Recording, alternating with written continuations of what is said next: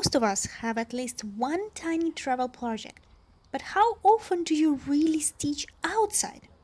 Travel projects doesn't mean it can only be stitched during vacations or like long plane trips.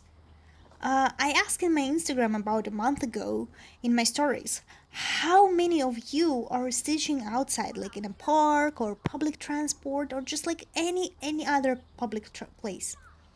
And very unexpectedly, I got only negative answers. People said they are too shy to show their stitching for strangers. Some admitted they felt shame and kept it a secret. I was really surprised by this, and I decided to make this video and show you that there is nothing to be scared of in stitching outside your comfortable home. Hi guys, my name is Anastasia and I'm a Russian cross stitcher living in Beijing, China. And today we will talk about my favorite places to stitch and what I recommend never to forget to take with you when you plan to stitch outside. But first, let's discuss the elephant in the room. Why do we feel kinda like shame when we tell non cross stitching people about our hobby or when people see us to do it in a public place? So far, my experience was only positive. Yes, I get a lot of attention when I stitch outside, but it's like never bad. Kids and teenagers start discussing what I'm doing. People sometimes take pictures. Women are more often to approach me to share that they also cross stitch or just ask me to show what pattern I'm doing right now. Once a very old grandpa was trying so long to ask me to take a picture with him because of course like I'm in China and we have linguistic barrier here. So he asked me if he could take a picture with me and my cross stitch, and he showed it to me that he sent it to his sister in like another province just because she was also a cross stitcher. I also stitch during the lunch break at work, and the kids just love coming to me, touching the floors, asking what I'm doing. Once, a kid's mom came up to me after work and told me that her daughter asked for cross stitch gift for her birthday, so she needed a recommendation where she can buy it. Not even once. I was mocked or laughed at. Any thought that this is an old grandma's hobby are just in our heads. There is nothing to be ashamed of. We need to be proud that we're able to make something so beautiful with our own hands. We are artists. Not every person can simply do like crosses on the fabric and have amazing results like us. When I show people my finishes, I hear a lot of phrases like, wow, this is so beautiful. I envy you. I can't make anything beautiful like that with these silly hands of mine. So I encourage you to try. You don't need to do it like in the most crowded place, but for once, find some park or quiet place, take earphones, watch some floss tube, or listen to some music and spend 1 hour stitching outside. If you do, leave us a comment and I think it will be very useful for other people to hear your experience. No matter positive or negative. Also, stitching outside could be difficult at first, but it's also so rewarding. Sometimes I feel like apartment walls are suffocating me, especially like after long self-isolation periods or now when we have renovation work second month non-stop in our building. So these stitching outside periods are like kinda rejuvenating. If you feel like you're losing your stitchy bug, try stitching in a park. But dress warmly because you will be sitting in one place without much movement. But I promise you, fresh air, the sound of birds, some people will rekindle your motivation to stitch. It's very healthy to spend an hour away from TV or your daily routine to stay alone with your thoughts. By the way, I get the most amazing ideas when I'm stitching outside.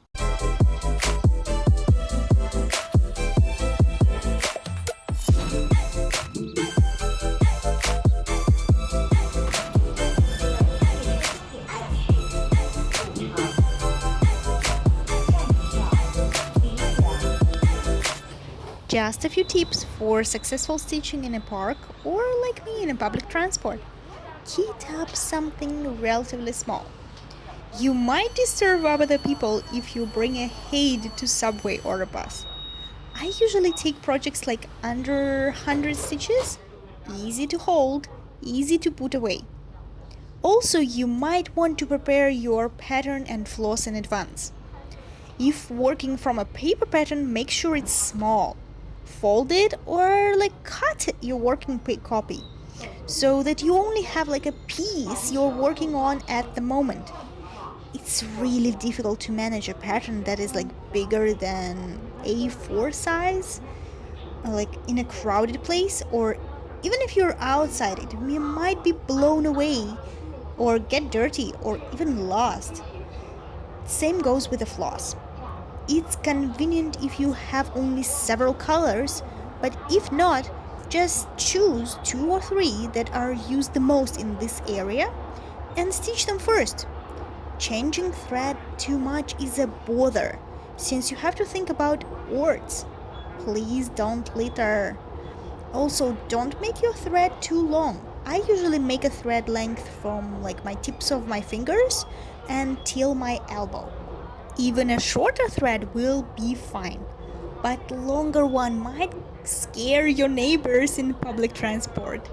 They are really uneasy when they see a needle in your hands. And also a longer thread get tangled much more. And one last tip. Do not take your fancy scissors with you. Everyone knows that they don't allow scissors on a plane, so now no one takes them, obviously.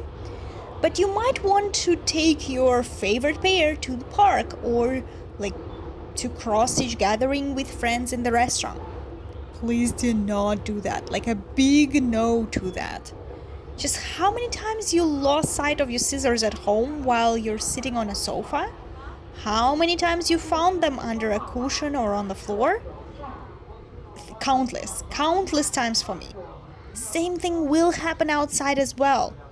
Like, I might lose them and won't even notice. That's why I use cheap scissors. I bought them in a stationery shop for little kids. The edges are dull, which means I won't stab anyone around me or I won't hurt myself through my bag.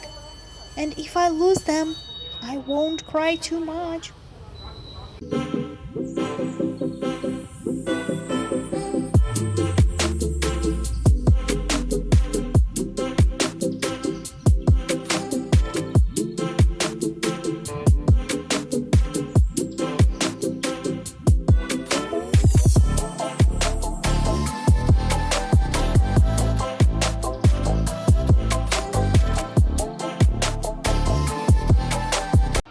Now let's talk about types of travel projects you might fancy to stitch. We already established that the smaller they are, the better. Small kits are good. I really love stitching on plastic or wood. Then I don't need to worry about the tension on fabric and if it goes loose in my bag. For me, it was almost impossible to re-hoop my whip while I'm outside. So I do it beforehand at home. Also, make sure you always have an extra needle. Yours might get lost or break, and then the whole experience turns into a nightmare to find a nearest shop with where you can buy like a sewing kit or something. It happened to me a couple times during lunchtime at work. I forgot my needle, and now I have like several rather useless sewing kits with all kinds of needles I will never use. I usually keep an extra needle stuck in the project bag zipper. This way I won't step myself and it doesn't fall out. So make sure that the kit you have has at least one needle. Lots of cross-stitch designers include needles right now, but there are still some that don't. Okay, my favorite would be of course plastic. It won't get dirty, not easy to bend or break, but it eats floss much more than usual material. So you'll have to change a thread more than usual. Wooden kits are cute, and usually they are cut out in a prepared shape, so you don't have any unused space, but at the same time, they are more fragile than plastic. I carry my travel project bag in my work bag together with like my workbooks and iPad, snacks, and like all kinds of stuff. So I always have to be extra cautious that they don't smash my project bag too much, or else they might like break a tiny piece of my wood, like chip it up. While choosing a travel project on fabric, you might get it dirty, so think of something that you will be able to wash later. So, no variegated floss or hand dyed fabrics. At the same time, it's actually easier to secure your thread on fabric than on plastic.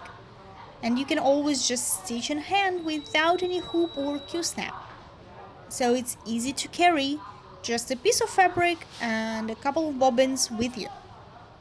Of course, it's very subjective, and you might have a different experience from me.